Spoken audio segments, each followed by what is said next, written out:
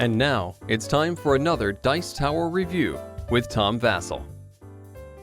Hey folks, I'm Tom Vasel, and today we're taking a look at Rayguns and Rocketships. Now, if you look at the cover of this cover is pretty much exactly what's in this box.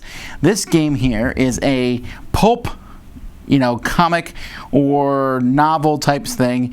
Think Roy Rogers, or not Roy Rogers, he's a cowboy, I'm sorry, Flash Gordon, that type of thing, where you're running around and you're swashbuckling and fighting in these 1950 era style spaceships and going around. And that's what this game is. It comes with plastic miniatures and you're gonna go, but it also uses some programmable movement. Let me show you.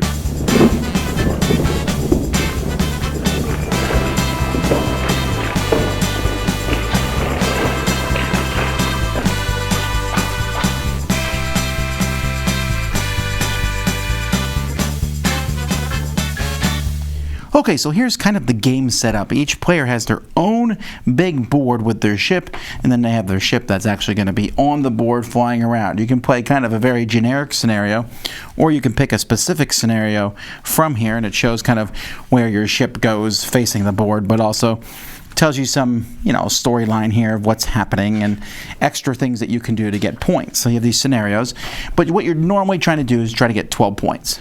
And so each player will keep track of their points here. You get a point for every crew member you kill. You get a 3 points if you if you kill the boss. You get 3 points if you blow up the ship. You get points for playing star cards. You get points for destroying someone else's gun.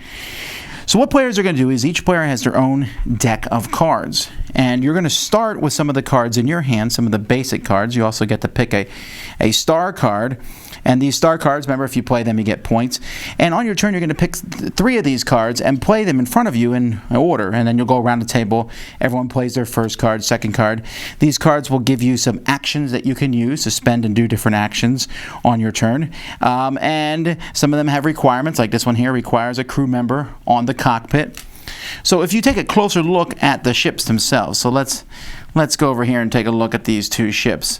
So you can see that at the beginning of the game, you're going to start with some of these ray guns. And as you're moving your ship around, you can, if your ship is on the side where these ray guns are facing somebody, which, by the way, the green aliens here can swivel theirs and shoot in any direction. So you can fire your guns, and most of the time, if a gun has no one on it, it still shoots from the AI, but it hits on a 7 or 8 out of a 8-sided die. So it has a 25% chance. If you have someone firing the gun, you have a 50% chance. You also will be able to, there's engines here. If you're on engines, when your ship moves, you'll move forward extra spots. There's the captain's chair where you'll be able to rotate your ship. You can go to the hatch to build more guns or draw more cards that you'll be able to use over the course of the game. You can also go out through these airlocks, and then you're on the board itself. And you can fly around, I guess you have jetpacks on, and enter someone else's ship where you'll be able to shoot at other people and fight them, and they can shoot at you back. And you can even try to shoot at other ships, but you can't really damage the ship. You just do, you can shoot the guns off the ship. Now, when you do damage a ship, you're going to put these tokens on the different spots on that ship to show that those spots are no longer workable. You get too many and your ship blows up. You can also, if your ship's destroyed, you can pay an action token for each crew member on the ship, and you can all jump off. You can heal your captain if your captain is in danger. You can do a melee attack rather than a ranged attack if you have 2 people, because if you notice, almost every character not only has a gun, but they also have a sword. Yeehaw or arg. And the decks are going to be slightly different with special abilities on them. Like the green ones I was just showing you have a bit of some mind control here. Collective mind, mind blast. The good guys, the rangers attack, call for reinforcements, weld the door. The pirates here activate fire control because your ships can get fires on them, heavy plating. And these guys here, honor-bound lizards, think Klingons, I guess, to some degree. They have iron claws where they can just, you don't have to roll an attack to get an enemy ship, which you normally have to do. They just come on, they're just getting on the ship. And this board here itself is kind of a grid. You have firing arcs for your guns that you'll go. And you're just going to keep playing until someone gets 12 points or till you beat the scenario. The components for this game are awesome, except for this board here. This starboard is boring beyond belief. But the ships themselves and the miniatures, these are really cool miniatures. So here we have these purple swashbuckling aliens, you know, on top of the ship. That's pretty neat. We have here, these guys are the actual pirates, I believe. So they have, I think these guys are bad guys. I'm actually not sure who's bad guys or not. Where's their leader? Look at him, dashing and exciting. Over here we have the heroes, and these guys are the good guys. And where's their leader?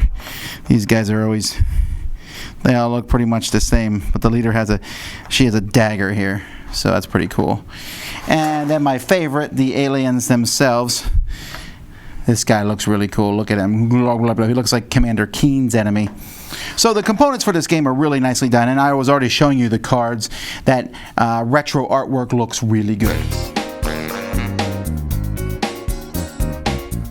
And there you have it. That's pretty much the game. Now, let me tell you this. If I was 16 in my neighborhood, we would play this thing to death. And that may be the best target audience for this game because there's a few problems that the game has. Now, first of all, I like it. I enjoyed my time with it. But there's this programming movement. And a lot of your cards are very basic. Move your ship, fire, and things like that. But because the die rolls are random, and they're random because a 50% hit with a manned gun is still pretty random. 25% hit with an unmanned gun is kind of random. And you have people running around and shooting at each other. And you can play cards and stuff, but there's not a lot of ways to mitigate the luck. So this is random, but this is mixed with this programming. So the game is slightly longer than it needs to be, honestly. You're going to be moving around and, okay, you take your action, you take your action, you take your action. The ships are moving around. And it's really exciting moving things off the ship. You know, your guys get off and go around and board each other. But there's no real strategic reasons to do that. Your best bet is to just blow up your enemy's ship. And then when his guys are out of the ship, deal with it. Like, you can move your people around the ship. And that concept is pretty cool. It actually is similar to another game I like called Battle Stations, where depending on where you have your people in the ship, am I in a cockpit, am I in a gun, where am I in the ship, I'm going to be able to shoot the guns here. If I'm on the engines, the ship moves faster. If I'm here, I can reactivate the guns. If I'm here, I can turn the ship. That sort of thing is cool and good. The programming thing is cool and good. But the game is a little slow, and a bigger problematic thing is it's real loosey-goosey. The whole thing is kind of like, do what you want. The rules are not as set in stone as they could be. I'm constantly flipping through the book trying to figure out, well, what happens in this situation? Or what about in this situation? Can we do this? Can we go here? And the scenarios are written in a Pulp Fiction style way, but not well. So the story's there, but it could have been written better. So the whole thing, now this sounds like a negative review, and I don't mean it to be that way, because I did enjoy myself. I don't think the game is fantastic. I think it is what it is. And in this case, it is the kind of game that teenagers will probably want to pull out, and if they like that whole, yarg, space pirates thing. I wonder if the teenagers who like this sort of thing lived 30, 40 years ago. You know, because that retro thing is supposed to appeal to me. It's a nostalgic style game, and I kind of want a better game right now more than I want the nostalgia.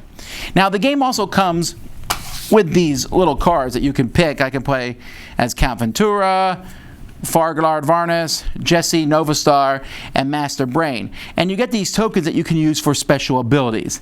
I like these. They add some flavor to the game. Like Count Ventura, when manning a ray gun, get +2 to the total. Or I can re-roll 1 missed melee combat roll per opponent per turn. These things are great. I really enjoy these. This is the best part of the game. The problem is, to get these to work, you need to take your boss out and go fight with him.